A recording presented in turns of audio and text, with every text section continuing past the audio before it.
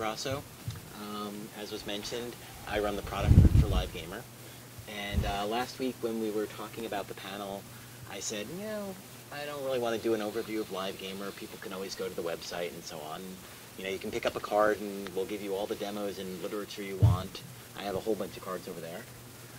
I'm going to do a brief intro to our company, and then what I told Ritu I'd do is I'd focus on the top 6 things that people don't really think about when they're thinking about game monetization from LiveGamer's experience.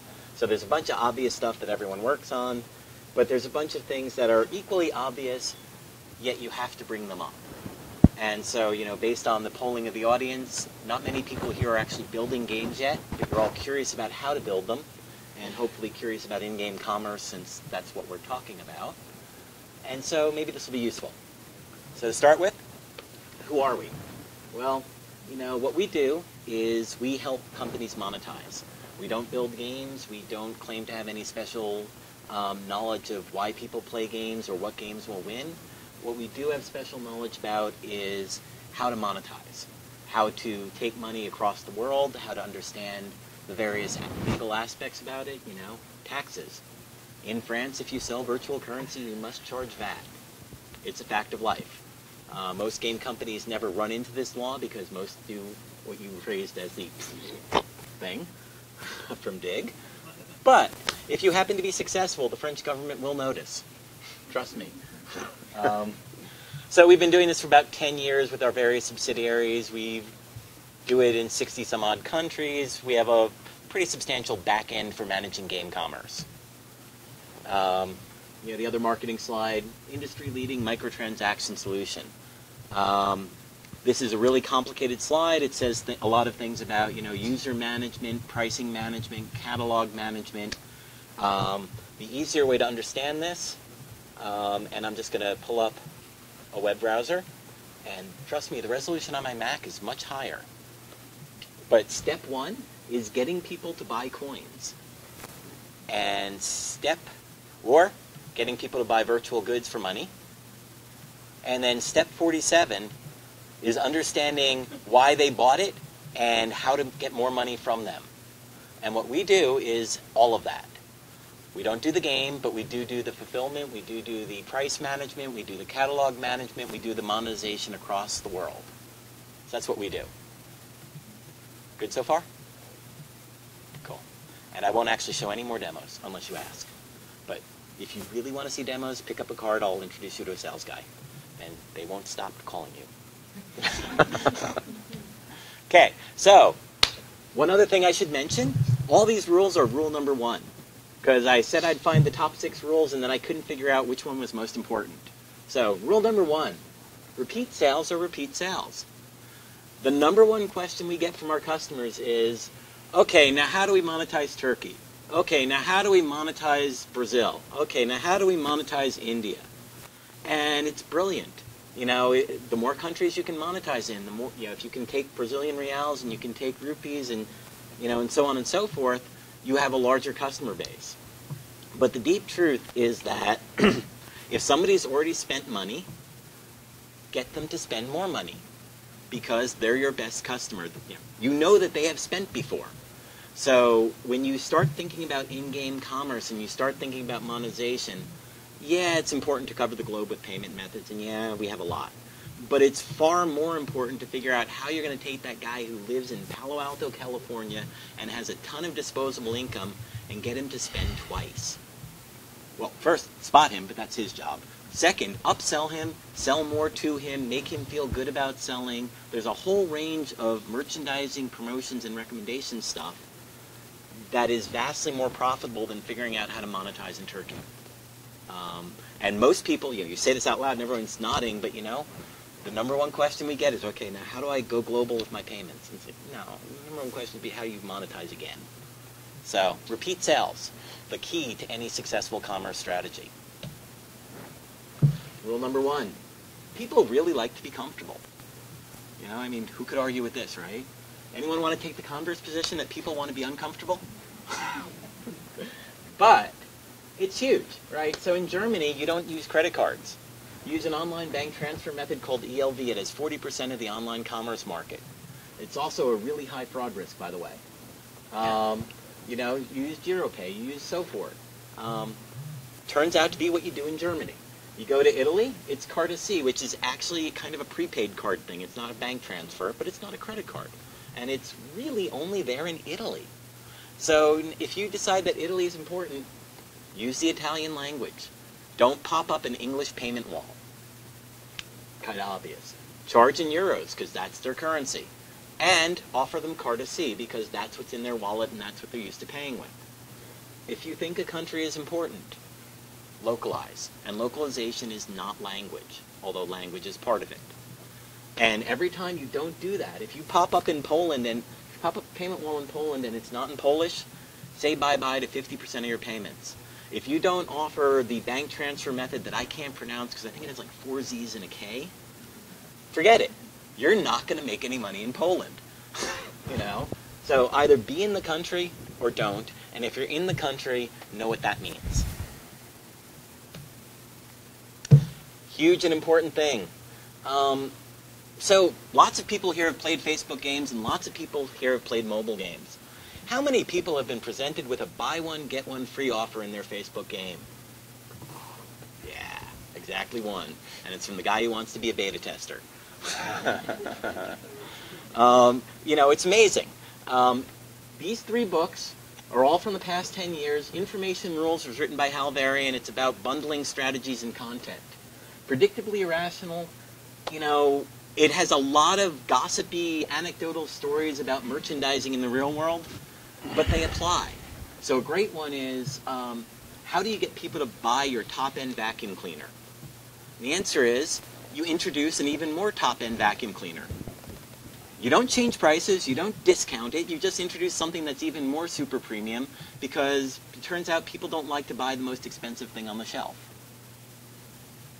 Okay, what does that mean for your monetization? Well, what it really means is that you have a really high-priced bottom option that no one ever really accepts. And you default to the number 3 or number 4 option in the payment wall. And the whole purpose of that bottom option is to make the other guys look not so extravagant. That may sound stupid, that may sound dumb, but a bunch of you guys are nodding because you know it's true.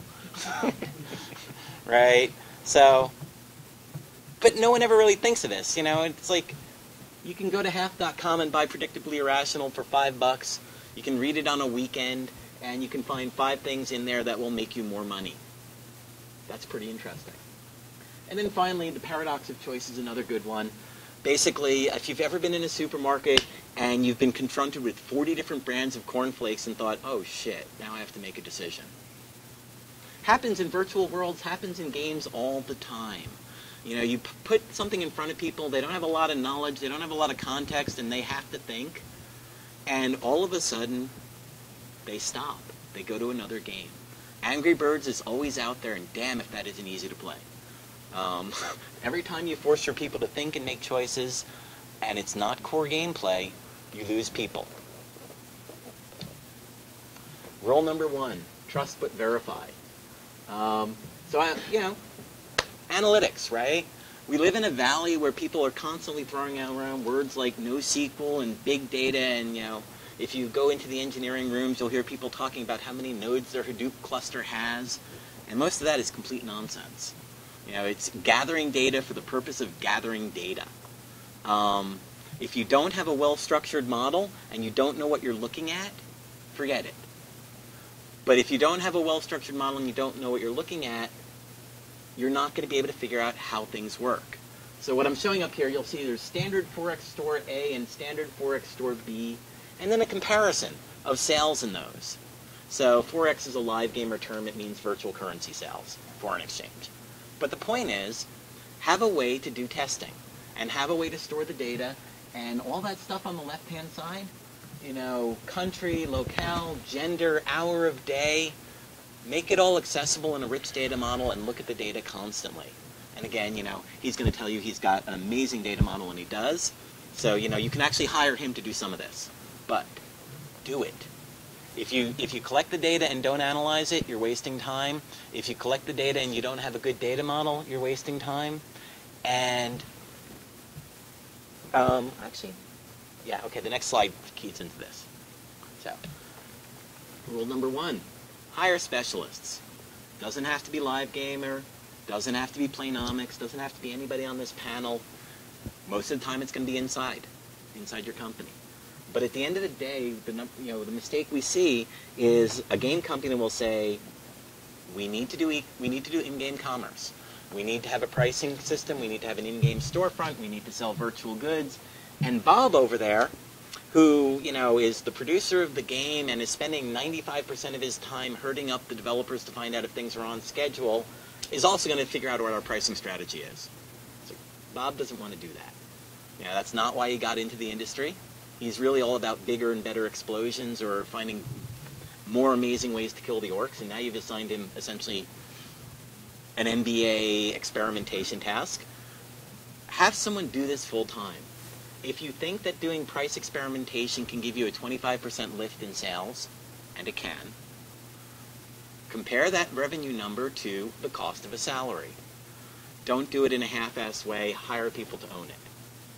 Our customers constantly forget this, and we constantly have to say, well, if you had somebody who was doing price experimentation on a regular basis, if you had somebody who was actually analyzing this data, you could do better. And, it's just one of the really odd things that no one really thinks that it's worth hiring a dedicated team. And, this is probably my favorite image that I've run across in the past couple of months. It's Ronald McDonald as baby. Just a little creepy, a little bizarre, but don't be too constrained by reality.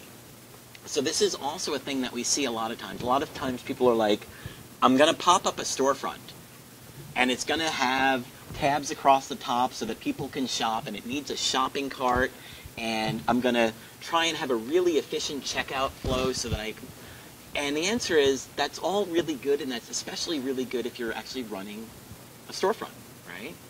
But you're running a game, and games are different. People in games like to play games. Elements of challenge are, well, one, sending them to the storefront, kind of annoying, right? I'm playing a game, I'm out there, I'm about to kill the dragon, but my health is running low. The last thing I want to do is hit Control-Alt-10 to pop up a web-based storefront, navigate to the health potion aisle, and buy a health potion. That just completely destroys things. What I want is some little genie on the battlefield saying, hey, health potion, right? You can actually pop into the game and offer people things at the right point. You can have you don't need a storefront, you can have multiple points of sale. And then when you do have storefronts, they don't have to be efficient. How does that change the game dynamics? And the answer is, when you actually run the experiment, all of a sudden group buying behaviors start to emerge. It's like, hey, I only need $40 worth of stuff. You want to come in with me and we'll put it on mine, and then later on you'll owe me. So you start getting group buying behavior. You start forcing collaboration via the storefront. People start saying, I only got $70 worth of stuff. What the hell? I'll try that random thing that looks kind of cool that I don't know what it is. So you start encouraging people to experiment with new items in the game. There's all sorts of ways in which behavior changes. And it's because you just said, you know what? I know that classical economics says that money is a store of value and it's highly divisible and it's permanent, but I don't like that highly divisible thing. And by the way, permanent is another one. Disappearing money is really interesting. You must spend it in the next 24 hours or it's going away. So there are all sorts of things that you can do by playing with your economic system that actually change game behaviors in a way that we would be really pissed off if Walmart said, I know you only want gum, but you have to spend $10. We'd leave the store. But in the game world, you can do it, and it just changes behavior. And that's a really interesting thing as well. And most people, their goal is to replicate Amazon or something like that, and that's not appropriate for a game context. But that would be everything I have to say. So can take questions now, can take them later.